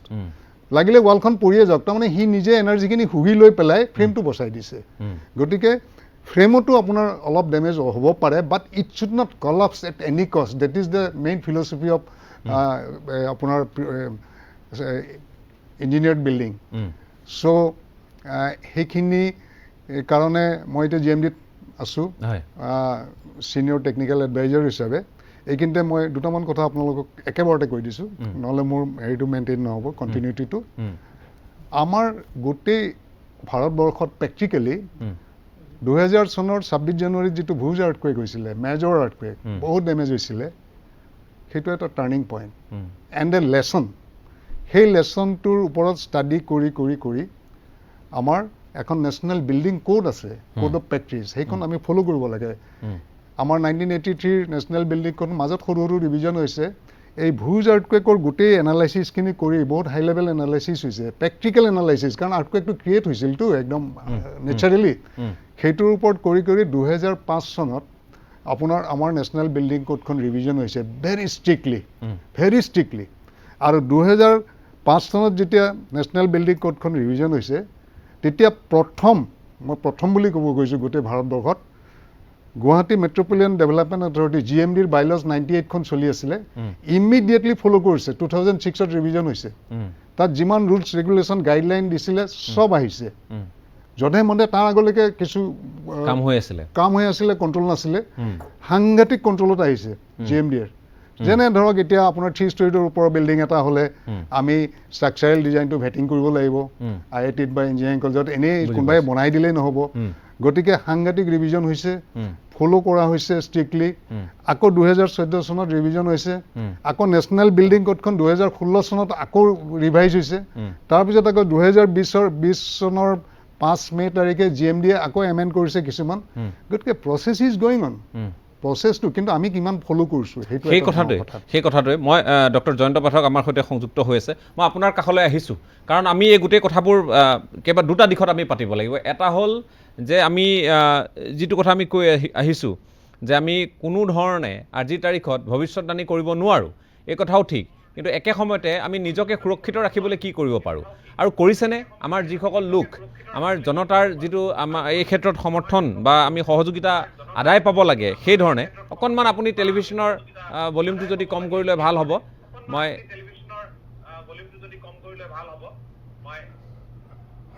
হয় আপুনি কম কৰি ল'লে কথাখিনি পতাত সুবিধা হ'ব কথাটো হ'ল যে এতিয়া আমি সেই সহযোগিতাটো আৰু কেনেধৰণে আমি আগবাঢ়িছোঁ মই প্ৰযুক্তিগত দিশটোৰ কথা হৈছে মই আৰম্ভণিৰ পৰা শুনিলোঁ হয় আৰু এই বিষয়ত ভূতত্ত্ববিদসকলে যিখিনি কথা আগবঢ়াইছে ময়ো সহমত যে আমি এটা ভূমিকম্পৰ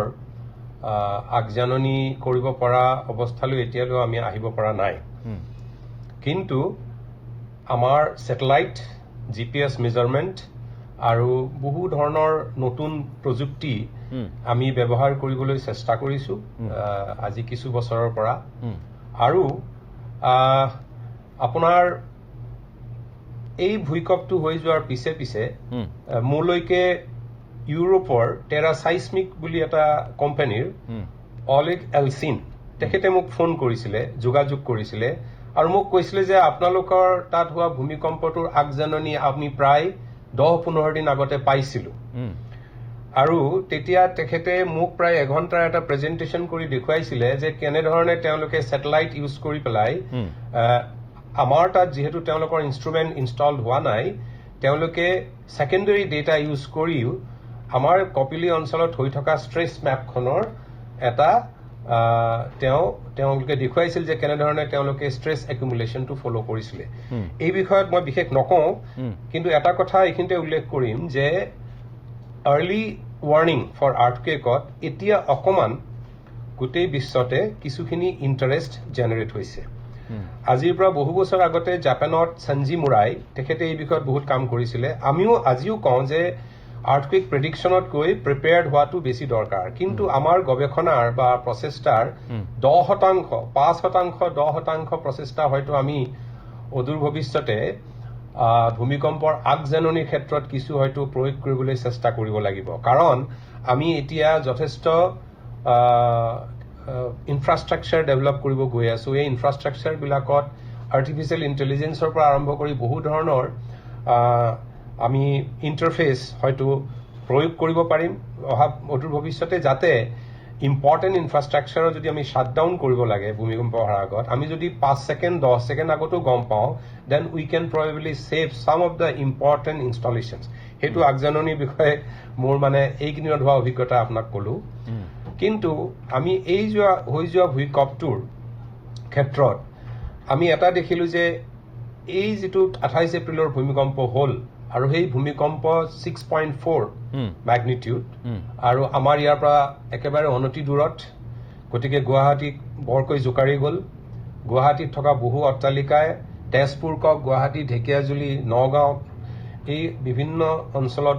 যথেষ্টখিনি বিল্ট এনভাইৰনমেণ্ট এতিয়া আগতকৈ গঢ়ি উঠিছে আৰু গুৱাহাটীতো বহুকেইটা অট্টালিকাত কিছু পৰিমাণে ডেমেজ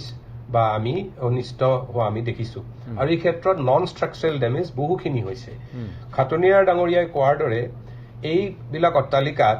বহু ক্ষেত্ৰত ফল সিলিঙৰ পৰা আদি কৰি ৱালৰ পৰা আদি কৰি বিভিন্ন সামগ্ৰী যিবোৰ আমি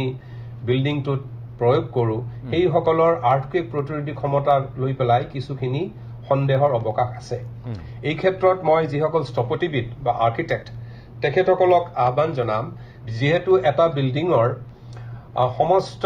বেছিভাগ ক্ষেত্ৰতেই সমস্ত সাৰ্ভিসেছ কক আপুনি প্লাম্বিং কক ইলেক্ট্ৰিকেল কক বা ৱাল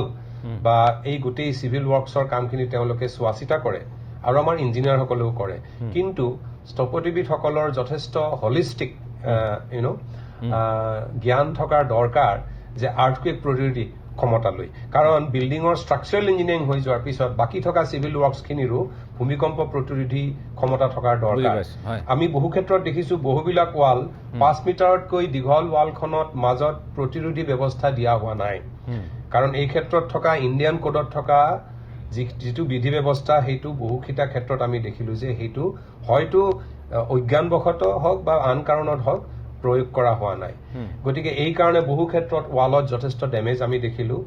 আৰু এটা কথা আপোনাক কওঁ যে এই ভূমিকম্পত হৈ যোৱা জোকাৰণিটো এটা থ্ৰেছ হোল্ড আছিলে আমাৰ কাৰণে কাৰণ আমাৰ ইয়াত এম্প্লিফাইড acceleration was very close to the design acceleration গতিকে এইটো আৰ্থকুৱেকত গুৱাহাটীত থকা অট্টালিকা বিলাকৰ এটা ডাঙৰ পৰীক্ষা হৈ গ'ল আৰু এইটো পৰীক্ষাত আমি যথেষ্ট ধৰণে মই কম যে যিটো ব্যৱস্থা ইমান দিনৰ পৰা খাটুনিয়া ডাঙৰীয়া কোৱাৰ দৰে কিছু এটা ব্যৱস্থা এক্টিভলি হওক পেছিভলি হওক ইমপ্লিমেণ্ট হৈছে সেইটোৰ কাৰণে হয়তো অট্টালিকা গাঁথনিত বা তাৰ ষ্ট্ৰাকচাৰত এই ভূমিকম্পই বিশেষ প্ৰভাৱ পেলাব নোৱাৰিলে আমি ভাবো যে এই যিটো গতি বা এইটো মন্থৰ হ'ব নালাগে গতিশীল থাকিব লাগে আমি এই গোটেই ব্যৱস্থা কাৰণ আমাৰ কামকাজ আমি যি ধৰণে ভৱন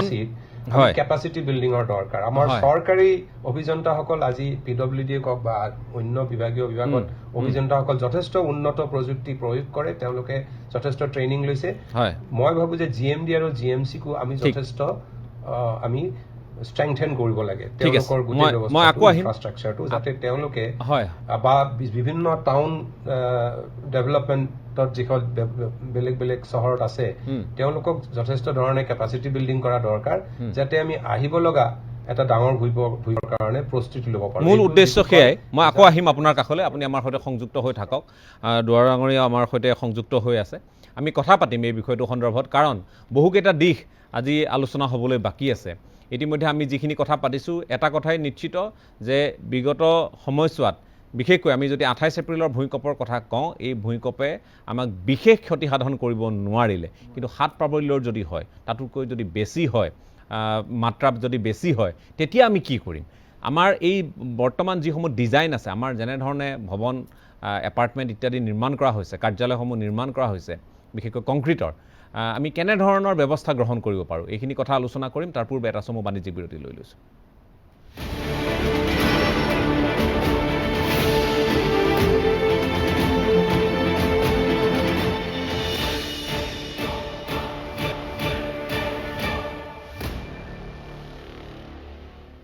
এটা চমু বাণিজ্যিক বিৰতিৰ পাছত আপোনালোকক পুনৰ স্বাগতম জনাইছোঁ আপোনালোকে চাই আছে আজিৰ পৰ্যবেক্ষণৰ বিষয়বস্তু আপোনালোকে গম পাইছে সকলোৰে বাবে চিন্তাৰ এটা অন্যতম কাৰণ ভূমিকম্প কাৰণ নিশাৰ ভাগত মাজনিশা যেতিয়া আহে এনেধৰণৰ জোকাৰণি স্বাভাৱিকতেই আমি আতংকিত হওঁ আৰু আতংকিত হোৱাই নহয় আমি নিজৰ বাসগৃহ আমি নিজৰ ফ্লেট এই অঞ্চলসমূহক লৈ আমি চিন্তা কৰোঁ যে আমি যদি পঞ্চম মহলাত আছোঁ ষষ্ঠ মহলাত আছোঁ আমাৰ চিন্তা বৃদ্ধি পোৱাটো নিতান্তই স্বাভাৱিক কিন্তু একে সময়তে আমি আমাৰ যি অঞ্চলসমূহ আছে কোনোবা অঞ্চল নিশ্চিন্ন হৈ যাব পাৰে নদীৰ বুকু উফন্দি আহিব পাৰে পূৰ্বৰ অভিজ্ঞতা আছে আমাৰ কেৱল আমি কংক্ৰিটৰ অঞ্চলসমূহৰ কথা পাতি থাকিলেই নহ'ব আমি আলোচনা কৰিব লাগিব যে একোটা অঞ্চলৰ ওপৰত পৰিব পৰা ইয়াৰ ভয়ংকৰ প্ৰভাৱৰ বিষয়েও কাৰণ ঢেকিয়াজুলিত যেতিয়া বিজ্ঞানীসকল গৈছিল তেতিয়া তেওঁলোকে অধ্যয়ন কৰি কেতবোৰ তথ্য লাভ কৰিছিল ইয়াৰ উপৰি পূৰ্বৰ অভিজ্ঞতাই আমাৰ বিজ্ঞানীসকলক বহু কথাই শিকাইছে তেওঁলোকৰ গৱেষণাৰ সমল হৈছে কিন্তু তাৎপৰ্যপূৰ্ণভাৱে ভূমিকম্পৰ ওপৰত আমি যদি মই এই ক্ষেত্ৰত মোৰ যদি ভুল হোৱা নাই NECৰ অধীনত আমি এটা প্ৰজেক্টৰ অধীনত পোনপটীয়াকৈ বহুবোৰ তথ্য আমি জানিবলৈ সক্ষম হৈছিলোঁ কিন্তু সেই প্ৰকল্প এতিয়া বন্ধ স্পন্সৰ নাই পুঁজি নাই আৰু নিষ্টৰ অধীনত যিসমূহ কাম সেই সময়ত নিষ্টৰ বৈজ্ঞানিকসকলৰ দ্বাৰা হৈ আছিল এই গৱেষণা বা প্ৰকল্পৰ কাম চলি আছিল তাত ডক্টৰ ৰঞ্জু দুৱাৰা তেওঁ নিজে সংযুক্ত হৈ আছিল এই বিষয়টোৰ সৈতে সম্পৃক্ত হৈ আছিল মই আপোনাৰ কাষলৈ আকৌ আহিছোঁ গতিকে আমি পোনপটীয়াকৈ এই বিষয়সমূহৰ ক্ষেত্ৰত অধিক গৱেষণা অধিক ফলপ্ৰসূ আমি ফলাফল ভৱিষ্যতবাণী সম্ভৱ নহয় কিন্তু আপোনালোকে এটা প্ৰকল্পৰ অধীনত কাম কৰোঁতে যথেষ্টখিনি সুবিধা হৈছিল আজিৰ বিজ্ঞানীসকলে বিশেষকৈ যোৰহাটৰ নিষ্টৰ অধীনত এই ধৰণৰ কোনো তেওঁলোকে নিজাববীয়াকৈ কৰি আছে বা যিখিনি তেওঁলোকৰ এই মুহূৰ্তত উপলব্ধ সুবিধা আছে সেইখিনিৰ অধীনত কেতবোৰ কাম হৈ আছে কিন্তু আৰু অধিক সুদূৰ প্ৰসাৰী আমি যাতে ফলাফল পাব পাৰোঁ সেই ক্ষেত্ৰত নিশ্চয় কেন্দ্ৰৰ সহযোগিতা এটাৰ প্ৰয়োজন হৈছে কাৰণ আমি কেৱল কংক্ৰিটৰ আমি ভৱনসমূহৰ কথা অট্টালিকাসমূহৰ কথা পাতিলেই নহ'ব একোটা অঞ্চলৰ পাৰিপাৰ্শ্বিকতা তাৰ ভৱিষ্যতৰ কথা ইয়াত জড়িত হৈ আছে নৈ উপনৈৰে পৰিবেষ্টিত হৈ আছোঁ আমি গতিকে সেই অঞ্চলসমূহৰ কথাও আছে আপুনি সামগ্ৰিকভাৱে এই বিষয়টোত কেনেধৰণে আলোকপাত কৰিব খুজিব আমি কৈ আছোঁ যে ভূমিকম্প প্ৰৱণ অঞ্চলত ভূমিকম্প হ'বই আৰু ধৰক এতিয়া আমি যেতিয়া যিহেতু প্ৰেডিকশ্যন কৰিব নোৱাৰোঁ বা প্ৰেডিকশ্যনটো 1960s 70sৰ বিশেষ গুৰুত্ব লাভ কৰিছিল কিন্তু এতিয়া বৰ্তমানে ভূমিকম্পৰ প্ৰেডিকশ্যন কৰাতকৈ হেজাৰ্ড প্ৰেডিকশ্যন বা ৰিস্ক এছেছমেণ্ট এইটোৱে কৰা হয় আৰু তাৰ কাৰণে ধৰক চিনেৰিঅ' আৰ্থকুৱেক বা আৰ্থকুৱেক চিনেৰিঅ' ক্ৰিয়েশ্যন কৰা হয় তাৰমানে কি ক'ব বিচাৰিছোঁ 1897ত হোৱা আৰ্থকুৱেকটো ভূমিকম্পটো যদি পুনৰ এতিয়া হয় বা 1950 আৰ্থকুৱেকটো আকৌ যদি হয় তেতিয়াহ'লে আমাৰ ক্ষয় ক্ষতি কিমান হ'ব 1897ত ধৰক বৰ বেছি মানে জীৱন হানি হোৱা নাছিল বা সেই সময়ত ঘৰ দুৱাৰ আজিৰ নিচিনা নাছিল কিন্তু বৰ্তমান কি হৈছে আমাৰ RCC building multi storeyed building হৈছে বনাইছে আৰু আমাৰ জনসংখ্যাও বহুত ধৰণে বাঢ়িছে আমি ইনএচেছিবল ঠাইত বা অঞ্চলত আমাৰ বাসস্থানবোৰ বিনা দ্বিধাই গঢ়ি তুলিছোঁ এনে ক্ষেত্ৰত আমি ধৰক দুৰ্যোগ হ'লে বা ডাঙৰ ভূমিকম্প এটা আহিলে আমি কেনেধৰণে মোকাবিলা কৰিব পাৰিম তাৰ কাৰণে বা আমাৰ কিখিনি লেবছ আছে আমি কি ক্ষেত্ৰত পিছ পৰি আছোঁ এইখিনি কৰিবৰ কাৰণে earthquake scenario' creation earthquake scenario' এটা ক্ৰিয়েট কৰা হয় এটা মক এক্সাৰচাইজ কৰা হয় এনেকুৱা ধৰণৰ প্ৰগ্ৰেম আমি নেক্সটত থকা সময়ত 13 চনৰ পৰা 2013 আৰম্ভ কৰি 2016ত 15ৰ শেষ ভাগত আমি শেষ কৰিছিলোঁ এইটো প্ৰগ্ৰেমটো আছিল NDMৰ earthquake scenario' development for 1897 earthquake recurrence of 1897 earthquake তো সেইটো আমি নৰ্থ ইষ্টৰ আটাইখন ষ্টেটক সামৰি লৈছিলোঁ কেপিটেল চিটিবোৰ লৈছিলোঁ তাত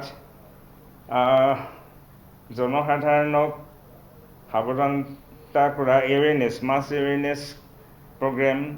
বা school children sensitization programme school চিলড্ৰেনবিলাকক আৰ্থকুৱেক হ'লে কি কৰিব লাগিব আৰ্থকুৱেক কি আৰ্থকুৱেক বেচিক্স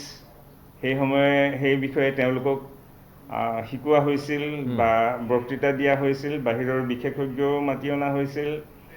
তাৰপিছত ৰেপিড ভিজুৱেল স্ক্ৰিনিং কেনেধৰণে কৰিব পাৰি বিল্ডিংবিলাকৰ ৰেপিড ভিজুৱেল স্ক্ৰিনিং কৰি কিমান ধৰক সি সক্ষম হ'ব ডাঙৰ ভূমিকম্প এটা আহিলে এতিয়া আমি ঢেকীয়াজুলি আৰ্থকুৱেকটোকে আমি পেপাৰ পত্ৰ বৰ ভূমিকম্প কৈ আছোঁ কিন্তু সেইটো 6 মেগনিচিউডৰ আৰ্থকুৱেক তাতকৈ 7 বা 8 মেগনিচিউডৰ আৰ্থকুৱেক বহুত গুণে ডাঙৰ হ'ব আমি হয়তো কল্পনাই কৰিব পৰা নাই 1897 বা 1950ত যি ধৰণৰ হৈছিলে এতিয়া 1897 আৰ্থকুৱেকৰ সময়ত ই এক্সিলাৰেশ্যন 1G এক্সিড কৰিছিল মানে পৃথিৱীৰ ওপৰত থকা বস্তু ওপৰলৈ নিজে নিজে টছ হৈ গৈছিল এক্সিলাৰেশ্যন ইমান বেছি আছিল এতিয়া তেনেকুৱা ধৰণৰ আৰ্থকুৱেক আহিলে আমি কি কৰিম বা কেনেকুৱা কি কৰিব লাগিব তাৰ কাৰণে আমাৰ যিটো চিনেৰিঅ' ক্ৰিয়েশ্যন কৰি আমি কিখিনি লেপছ হৈ আছে আমি কেনেধৰণে আমাৰ সাৱধানতা অৱলম্বন কৰিব লাগিব সেই বিষয়ে আমি কৰা উচিত আমি আপোনালোকে ঢেকীয়াজুলিৰ কথাটো মই এইকাৰণে পাতিব খুজিছোঁ ঢেকীয়াজুলিত যেতিয়া আপোনালোক গৈছিল যদি গৈছিল বা আপোনালোকৰ যিসকল সতীৰ্থ গৈছিল তেওঁলোকে কি পালে তাত গৱেষণাৰ পিছত আপোনালোকে কি পালে আপুনি নিজে গৈছিলোঁ মই নিজে গৈছিলোঁ গৈ কি পালে আপোনালোকে কি দেখিলে কি আশংকা নহয় সেইখিনি কি হৈছে ঠিক ঢেকীয়াজুলি যদিও আমি কৈ আছোঁ ঢেকীয়াজুলিৰ পৰা অলপ আঁতৰতে হ'ব হয়তো অৰুণাচল অঞ্চলটো হ'ব পাৰে ভূমিকম্পটো দেই ঢেকীয়াজুলিতে নহয় ঢেকীয়াজুলিত আপোনাৰ বেছিকৈ লিকুইফেকশ্যন কিছুমান হৈছে লিকুইফেকশ্যন মানে ধৰক তলৰ পৰা বোকা বালি মাটি যিটো ধৰক পোৰ প্ৰেছাৰটো ইনক্ৰিজ হৈ মানে আৰ্থকুৱেকৰ কাৰণে ডিফাৰেঞ্চিয়েল চেকিঙৰ কাৰণে তলত ৱাটাৰ লেয়াৰ এটা ফৰ্ম হয় ৱাটাৰ লেয়াৰটো কি কৰে অভাৰবাৰ্ডেন যিখিনি থাকে অভাৰবাৰ্ডেন ৰক বা যিখিনি চইল থাকে সেইখিনি আপোনাৰ ৱেটটো নালিফাই কৰি দিয়ে আৰু তাৰ কাৰণে কি হয় কিছুমান ক্ৰেক ডেভেলপ কৰে ক্ৰেকবোৰেদি বোকা বালি ওলাই আহে তেনেকুৱা ধৰণৰ ঘটনাই বেছি আনকি এটা বিল্ডিঙো ক'তো ভগা দেখা নাই সৰু সৰু মাইনৰ ক্ৰেক কিছুমান হৈছে আৰু এইটো ইমান চেলো আৰ্থকুৱেকৰো নহয় আৰ্থকুৱেকটো অন্ততঃ 20-30 কিলোমিটাৰৰ তেনেকুৱা ধৰণৰে হ'ব যেন লাগে বিশেষ ক্ষয় ক্ষতি কিন্তু একো হোৱা নাই আৰু মানে যিটো লিকুইফেকশ্যন আপোনাৰ পথাৰৰ কোমল মাটিত লিকুইফেকশ্যন হ'বই হৈছে কিন্তু মই যোৱাৰ উদ্দেশ্য নহয় মই কি কাৰণে মানে ইণ্টাৰেষ্টেড হৈছিলোঁ আমি আপোনালোকে চবেই জানেই বোধ কৰোঁ আমাৰ এই নুমলীগড় আৰু ব্ৰহ্মপুত্ৰৰ ইটো পাৰলৈ যিটো আণ্ডাৰগ্ৰাউণ্ড মানে এটা টানেল সুৰংগ কৰাৰ কথা আছে আৰু আমি জানো যে আমাৰ কপিলী অঞ্চলটো এইটো খুব বেছি ভূমিকম্প প্ৰৱণ এই কেনেকুৱা ধৰণৰ কি হ'ব পাৰে মই সেইটো মোৰ বিশেষ বুজি পাইছোঁ মোৰ চিন্তাত আছিলে এতিয়া ধৰক সোৱণশিৰি যিটো প্ৰজেক্ট যিটো আমাৰ মাজত ইমানখিনি চিন্তাৰ চৰ্চাই ঠাই লৈছে বাহ লৈছে তেনেকৈ যদি এনেকৈ ভূমিকম্প খুব সঘনাই হৈ থকা কপিলী ফল্ট তোৰ তলেদি বা ওচৰে পাজৰে আমি সুৰংগ কৰিলে কেনেকুৱা হ'ব এতিয়াই আমি সাৱধান হ'ব লাগে কথাটো মোৰ সেইটো আছিলে ঠিক আছে আৰু মই কওঁ যে সকলো ফল্ট যেতিয়া ভূমিকম্প হয় তেতিয়াই ফল্ট বা ডিছপ্লেচমেণ্ট হয় আৰু সকলো ফল্টেই ধৰক ডাঙৰ আৰ্থকুৱেক ক্ৰিয়েট কৰিব নোৱাৰে 1950ৰ কাৰণে যিটো ফল্ট সি 8.7 বা 8.5 তেনেকুৱা ধৰণৰ মেগনিচিউডৰ আৰ্থকুৱেক কৰিব তেনেকৈ 1897ৰ যিটো ফল্ট চিডৰাং ভেলী ফল্ট সি সিমান ফল্টবিলাকৰ কেপাচিটি থাকে কোনটো ফল্টে কিমান ডাঙৰ আৰ্থকুৱেক সৃষ্টি কৰিব এতিয়া সৰু সুৰা মানে ফল্ট এটাই ডাঙৰ ভূমিকম্প সৃষ্টি কৰিব নোৱাৰে কপিলী আমি সেই কেটেগৰীত ৰাখিম সেই শিতানত ৰাখিম কপিলীক কেটেগৰী কেতিয়া ধৰক মেক্সিমাম ক্ৰেডিবল আৰ্থকুৱেক মানে কোনটো ফল্টে কিমান ডাঙৰ কপিলীত ধৰক আমি যিটো কৈছোঁ যে 1940 নে 43 মানত আপোনাৰ 7 মেগনিচিউডৰ এটা আৰ্থকুৱেক হৈছিলে সেইটো হিষ্টৰিকেল ৰেকৰ্ড তাৰ ধৰক চাইণ্টিফিক ইমান ডিটেইল নাই সেইটো 7ও হ'ব পাৰে 6.5ও হ'ব পাৰে 6ও হ'ব পাৰে ইমান শুদ্ধকৈ যে সেইটো হৈছিল আমাৰ মেজাৰমেণ্টটো একুৰেচি সেইটো আমি ক'ব নোৱাৰোঁ মেগনিচিউডটো কিমান আছিলে কিন্তু ডাঙৰ ভূমিকম্প ধৰক আমি কপিলী কিমান ডাঙৰ ভূমিকম্প হ'ব বুলি আমি নাভাবোঁ ঠিক আছে 6.5 তেনেকুৱা ধৰণৰে হ'ব বুলি ভাবোঁ হয় মই আকৌ আহিম আপোনাৰ কাষলৈ ডক্টৰ ভগৱত প্ৰাণ দুৱৰা মই আপোনাৰ কাষলৈ আহিছোঁ আমি তেখেতেও সুন্দৰভাৱে ব্যাখ্যাটো আগবঢ়াইছে আৰু সাধাৰণ লোকসকলে নিশ্চয় যিসমূহ মই যদি কওঁ চাইণ্টিফিক টাৰ্ম বা বৈজ্ঞানিক যিসমূহ আমি শব্দ বাক্য আমি যিবোৰ ব্যৱহাৰ কৰোঁ হয়তো বুজি নাপাবও পাৰে তৎসত্ত্বেও আপোনালোকে এই বিষয়টোৰ সৈতে সম্পৃক্ত হৈ থকা ব্যক্তি হিচাপে আমি যিখিনি কথা কৈছোঁ যে আমি কেৱল কংক্ৰিটৰ অঞ্চলসমূহৰ কথাই পৰিবেষ্টিত অঞ্চলৰ কথা ভাবিলেই নহ'ব আমি চহৰ মহানগৰৰ কথা ভাবিলেই নহ'ব আমি ভাবিব লাগিব যে এই তেখেতে ক'লে যে যিবোৰ অঞ্চলত আচলতে আমি ঘৰ নিৰ্মাণ কৰিব নালাগে তেনে অঞ্চলো আমি দখল কৰিছোঁ সহজে বহি যাব পাৰে তেনে অঞ্চল এইটো ইয়াৰ পূৰ্বে হৈছে নদীৰ বুকু উপন্ধি অহা ঘটনাও ঘটিছে যাৰ কাৰণে মহাবাহুত আজি আমি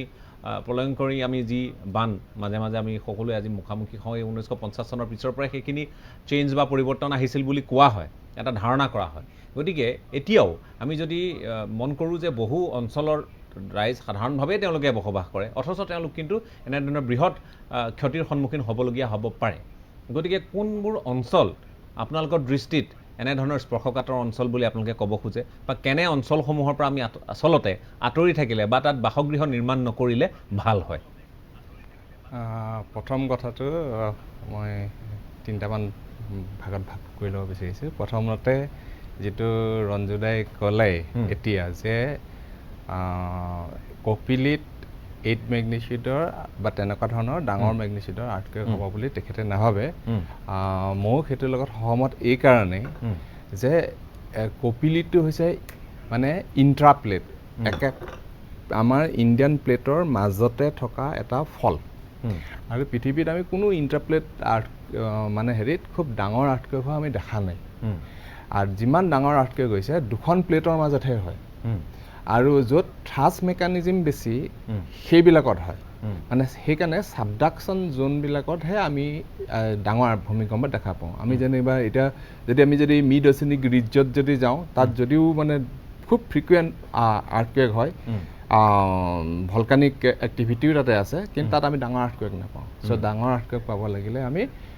থ্ৰাছ জোনত পাব সেইকাৰণে আমি কৈছোঁ যে হিমালয়ত ডাঙৰ ভূমিকম্প হ'ব পাৰে কিন্তু কপিলিত হ'ব নোৱাৰে কোৱাটো এইটোৱেই যে তাৰ মেকানিজমটো থ্ৰাছ মেকানিজম নহয় 1 নম্বৰ আৰু 2 নম্বৰটো হৈছে কি যে এইটো ইন্ট্ৰাপ্লেট মানে ইণ্ডিয়ান প্লেটখনৰ ভিতৰত আছে এইটো কথাত মই ৰঞ্জুদাৰ লগত একমত আৰু দ্বিতীয় কথাটো যে আমি যেতিয়া মই দেখি আছোঁ যে আমি যেতিয়া আৰ্থকুৱেকৰ ডেমেজৰ কথালৈ আহোঁ আমি সাধাৰণতে বিল্ডিঙৰ কথালৈ আহোঁ যে বিল্ডিংটো এটা কম্পনেণ্টহে আপুনি যদি চাই 1950 চনত বা 1897 চনত যে আমাৰ এতিয়া মানুহবিলাক ঢুকুৱা নাছিল ইমান যে আমাৰ যে মানে হিউমেন লাইফ লছ হোৱা নাছিল সেইটো সময়ত পপুলেশ্যনো কম আছিলে বা বিল্ডিং ষ্ট্ৰাকচাৰ নাছিলে ডেট ইজ এটা ফেক্টৰ আনাডাৰ ফেক্টৰ যে সেইটো ডে টাইমত হোৱা মানে মানুহ তেতিয়া আচলতে শোৱাৰ অৱস্থাত যোৱা নাই কিন্তু আপুনি যদি নেপালৰ যদি কথা যদি ক'বলৈ হয় তাৰ সময়টো বেলেগ মানে আপোনাৰ ধৰক মই যদি ৰাতি শুই থাকোঁতে যে ভূমিকম্প আহে তেতিয়াতো মই গমেই নাপাম বিল্ডিং ভাঙি মোৰ গাত পৰিলে নপৰিলেতো মই গম নাপাম কিন্তু দিনততো আমি সাধাৰণতে মানুহবিলাক ঘৰত যিমান থাকে বাহিৰত বহুত বেছি থাকে গতিকে আৰু সেই সময়ত ধৰক আপুনি আজি আমি বিল্ডিংটো আমাৰ এটা এছেঞ্চিয়েল কম্পনেণ্ট কিন্তু 2 নম্বৰ কম্পনেণ্টটো হৈছে কি ধৰক আজি আমি দেখিছোঁ ৰাস্তাবিলাকৰ ওপৰেদি হাই টেনশ্যন লাইনবিলাক আছে আজি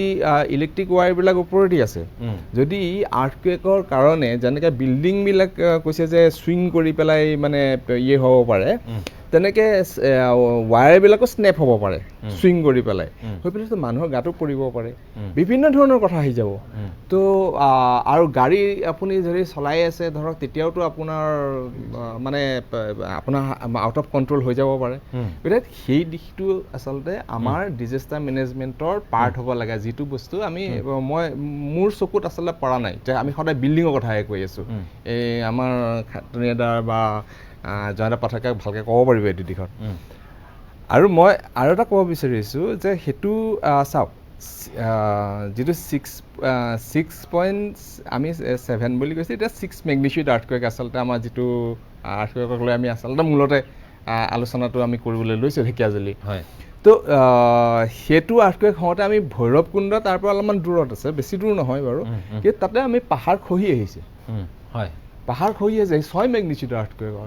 আৰু আপুনি যদি 1950 আৰ্থকুৱেক যদি চাই তেতিয়াহ'লে মিচিমি পাহাৰত সেই পাহাৰবিলাক টকলা হৈ গৈছিলে তাৰ পাহাৰটোৰ ওপৰৰ পৰা গোটেই গছে বনে য'ত দি আছে পাহাৰ খহি তললৈ আহিছিলে আৰু সেইটো সময়ত ইমান তাত ছেডিমেণ্ট আহিছিলে সেইটো সময়ত আপুনি যদি কাৰোবাক যদি সোধে তেতিয়া গম পাব যে মানুহে ইমানেই গছ আহিছিলে যে গছেদি আপুনি ব্ৰহ্মপুত্ৰ পাৰ হৈ যাব পাৰে মানে ইমান লগ গছবিলাক উঠি আহিছিলে যে আপোনাৰ ব্ৰহ্মপুত্ৰ আৰু সেইটো বাৰিষা সময় আছিলে তো ভৰা বানপানীত তাৰ ওপৰেদি আপুনি ভৰা লুইটৰ ওপৰেদি গছেদি আপুনি খোজকাঢ়ি পাৰ হৈ যাব ইমানেই তাৰমানে গছ আহিছিলে আৰু সেই সময়ত সেই ছেডিমেণ্ট যে আহিছিল আজিও কিন্তু সেই ছেডিমেণ্টটো 1950 আগৰ যিটো চিনাৰিঅ' সেইটো চিনাৰিঅ'লৈ গুচি যাব পৰা নাই এতিয়াও আমাৰ ইৰ'চনটো যথেষ্ট তাতকৈ বহুত বেছি হৈ আছে গতিকে মানে যথেষ্টখিনি প্ৰভাৱ থাকি আছে আৰু সেইটো সময় চাওক সেইটো সময়ত বহুত নদীবিলাকৰ গতিপথ সলনি হৈ গ'ল শদিয়াখন এখন খুব সুন্দৰ মানে আমাৰ খেতি কৰা বিজনেছ চেণ্টাৰ এটা আছিলে সেই গোটেই শদিয়াখন আমাৰ ধ্বংস হৈ গ'ল তেনেকুৱা ধৰণে আপুনি যদি চাই ডিব্ৰু চৈখোৱা ওচৰত আমাৰ যদি ডুমডুমাৰ সেইটো চাইডতে যদি চাই তাতো আপোনাৰ বহুত জেগাত মাটি বহি গৈছে মাটি উঠি আহিছে তো এই যে আমি যে লেণ্ডফৰ্মটো এনেকৈ চেঞ্জ হৈ যায় বা 1897ৰ যদি আপুনি যদি আৰ্থকুৱেক কয় তেতিয়া চাব এইখন যিখন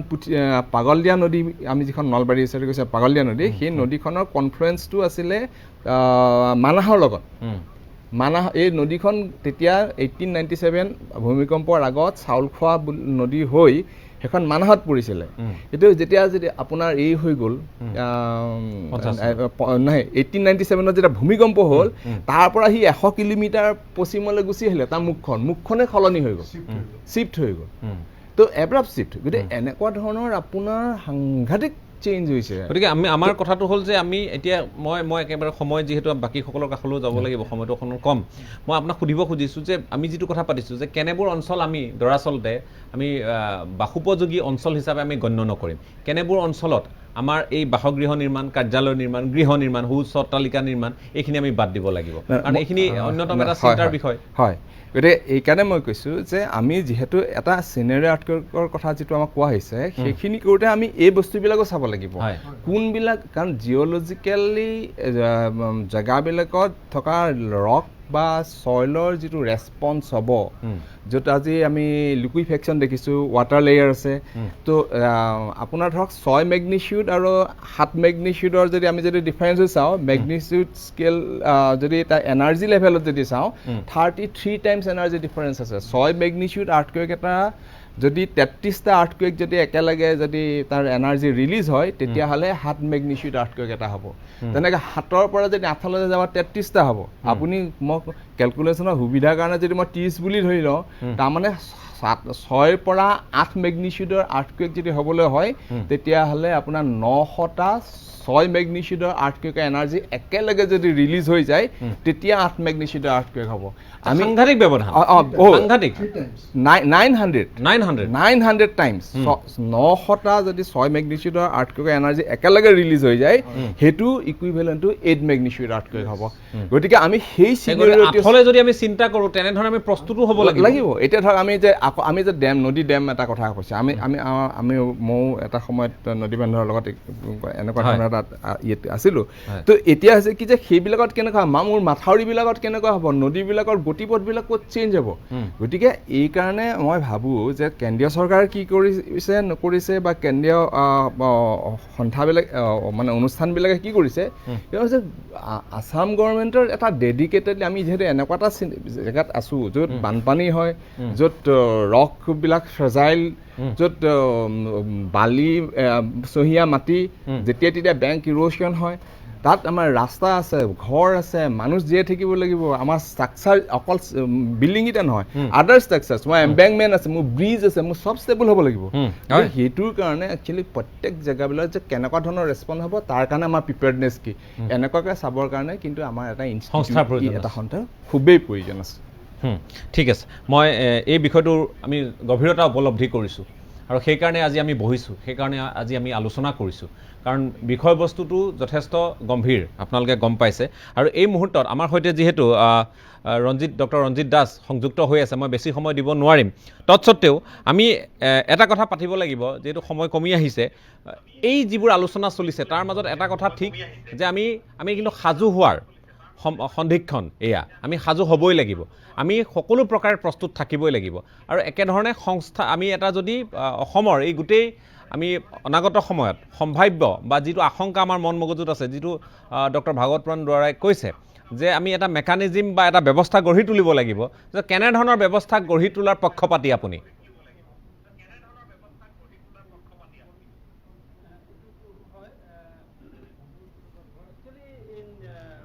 মই প্ৰথমতে এটা কথা ক'ব বিচাৰো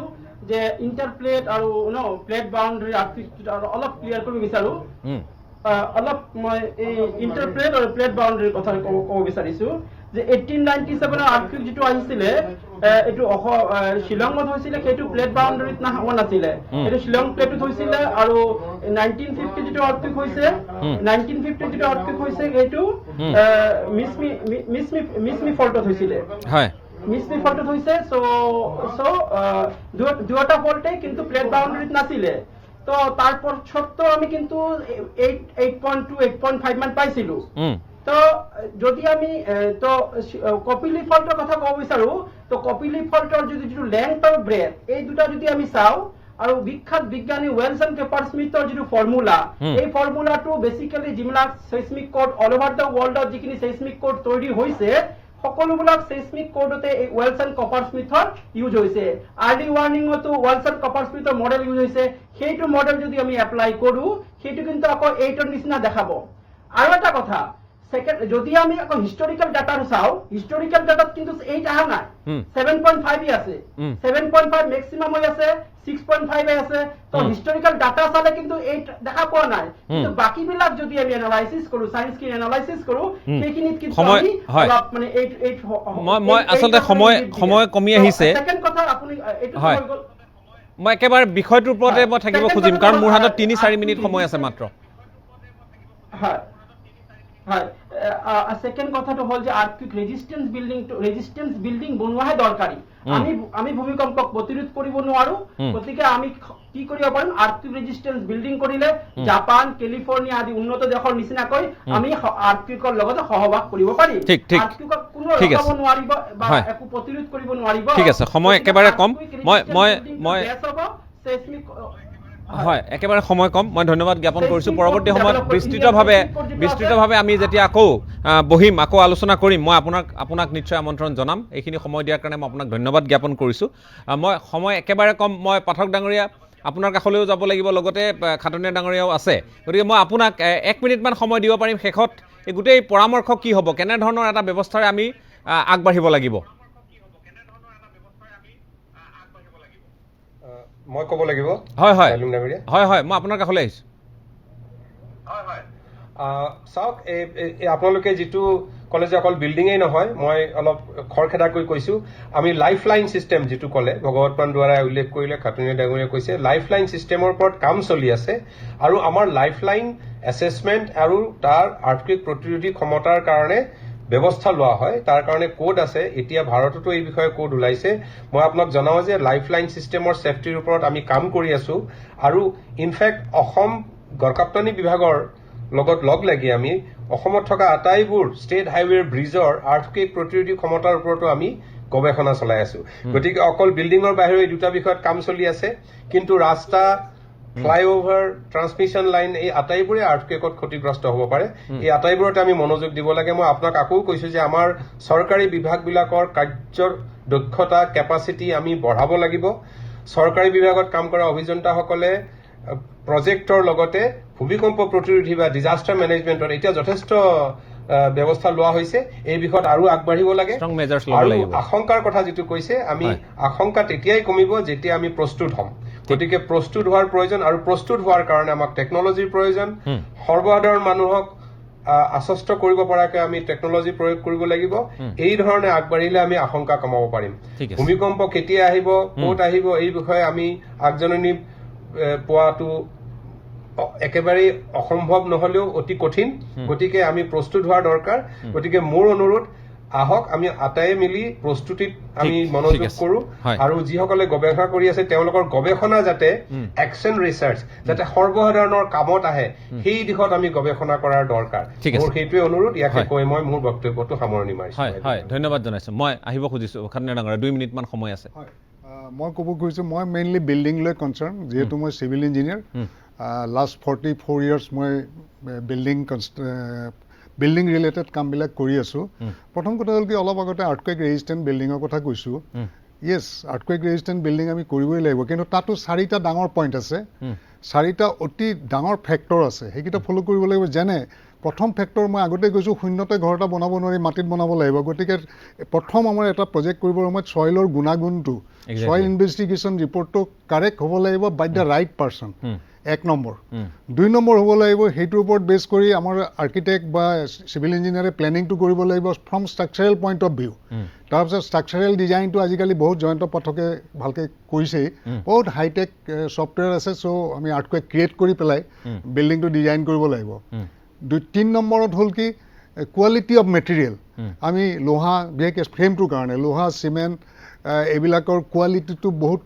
কণ্ট্ৰল কৰিব লাগিব যিটো স্পেচিফিকেশ্যন IS কোডত আছে সেইমতে ব্যৱহাৰ কৰিব লাগিব কিন্তু আমাৰ অতি দুখৰ কথা যে ইণ্ডিয়াত ছাবষ্টেণ্ডাৰ্ড কোৱালিটিত উভৈনদী হৈ আছে বজাৰত 1 নম্বৰী 2 নম্বৰী 3 নম্বৰীলৈকে বস্তু পায় সেইটো এটা ডাঙৰ পইণ্ট আৰু ধৰক বাকী তিনিওটা ঠিক আছে একদম কাৰেক্ট লাষ্টত আহিব ৱৰ্কমেনশ্বিপ 4 নম্বৰ গোটেই ড্ৰয়িংখিনি মই ৰিলিজ কৰি দিলোঁ সাইটত ইঞ্জিনিয়াৰ থাকিব তেওঁলোকে যদি নেগলেক্ট কৰে কাৰণ আমি আল্টিমেটলি ডিপেণ্ড কৰোঁ ৰাস্তাৰ কাষৰ লেবাৰকেইটাৰ ওপৰত মেছনকেইটাৰ ওপৰত বিল্ডিংটো সিহঁতে ক্ৰিয়েট কৰে ইঞ্জিনিয়াৰে গৈ তাতে কৰ্ণি নচলায় গতিকে সেই কোৱালিটি অফ দ্য ৱৰ্কমেনশ্বিপ গতিকে এই 4টাৰ কোনোবা এটা যদি লেগিং থাকে তেতিয়া সেইটো বিল্ডিং কেতিয়াও হেল্ডি বিল্ডিং আৰু আৰ্থকুৱেকৰ সময়ত ভাল ৰেছপন্স কৰিব পাৰিব বুলি ক'ব নোৱাৰি এইটো মেজৰ ফেক্টৰ আৰু আপুনি কৈছে ক'ত কেনেকৈ বনাব পাৰি সেইটো কিবা ডাটা আছে নেকি য়েছ আমাৰ আসাম গভৰ্ণমেণ্টে 2004 চনতে